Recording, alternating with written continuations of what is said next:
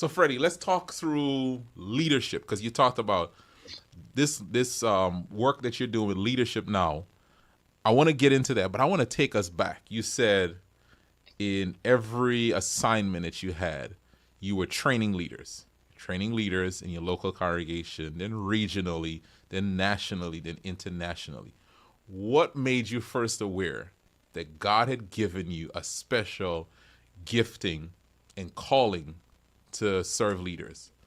That was almost an emoting process for me. What I mean by that is that when I was a very, very young pastor, as I told you, I started probably too young in pastoring. 21, right? 21 years old, 4 years out of high school. In fact, my first youth group in my first church were really my peers. They were only 3 years behind me.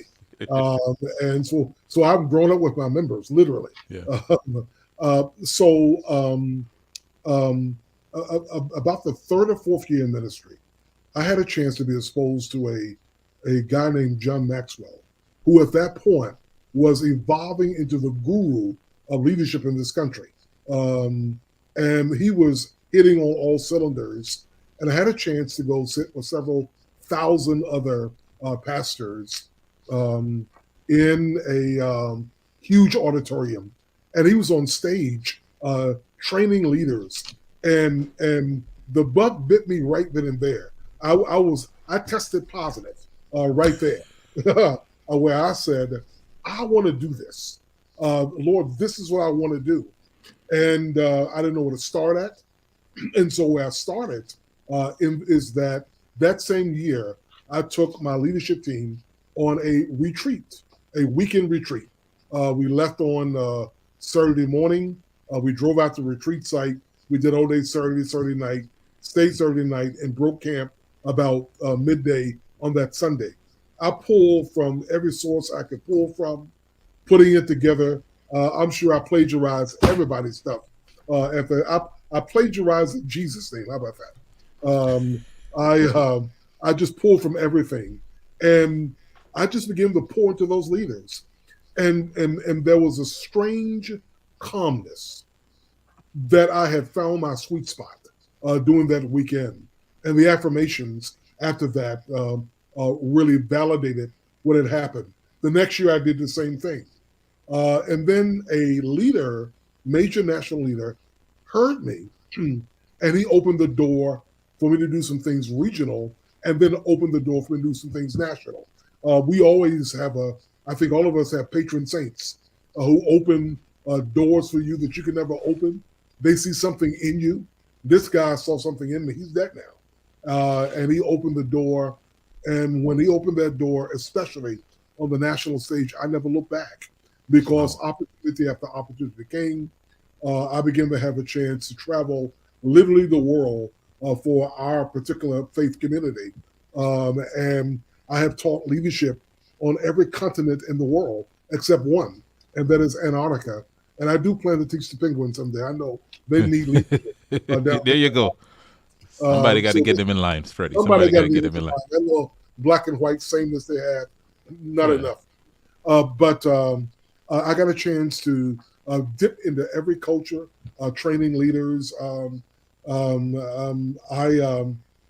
was not training frontline leaders. I was training major church corporate leaders around the world, and that just took me to a different level because then when I was pastoring in Baltimore, I had my first opportunities to step beyond the church as a pastor.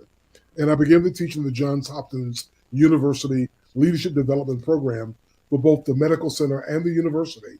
And I looked up and I got top notch folk sitting in my class, and I can't believe it that I'm sitting in that moment.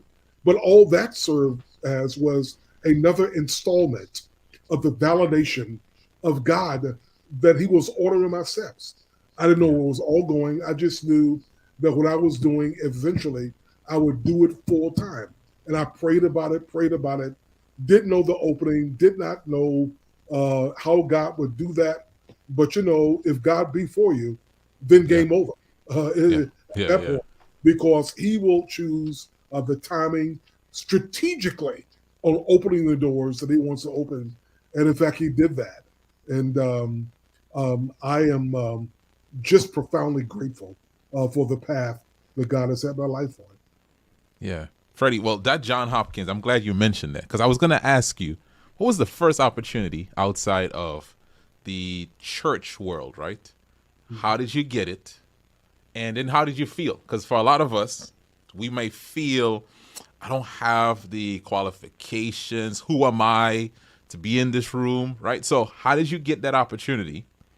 And how, just kind of talk us through your mindset going into that opportunity and processing that. Well, ironically, one of my members was the admin assistant uh, in that program. And she recommended me over to them because she had heard me do some things as well. I went and sat with them, outlined what I could do for them, and for only reasons that God would know, they took a favor to me, trusted me. I came off halfway credible, I think, and they set up my first classes that I would teach. I was as nervous as I could be because this was my first time stepping beyond the border to minister and to serve and to train leaders in venues and contexts that was beyond my fondest dreams. And when I looked around the room and saw the caliber of people sitting in that room, I knew that I was at a place that only God could pull off. And if He got me there, then He was making Himself responsible for making me successful while I was there, that I was not going to fall flat on my face. It did mean that I had to up my game in terms of my preparation. I think my friend and our friend Pierre uses a term that I've now adopted. I was doing it, but now he gave the language to it, and that is called relentless preparation. And at that point, I just began to do relentless preparation because I knew that I was far outside of my comfort zone. But yet, when God gets you there, He makes your uncomfortable zone your comfort zone in times. But what He also does, He does in such a way where you are fully dependent upon Him.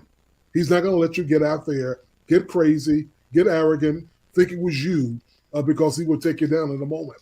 But I just leaned into God, and I would get there early and just pray over the room. I was dealing with technology I had not dealt with before, and I would just saturate the place with prayer. And by the time the folks started coming in, I knew that God had the room, and I was going to be okay. Wow.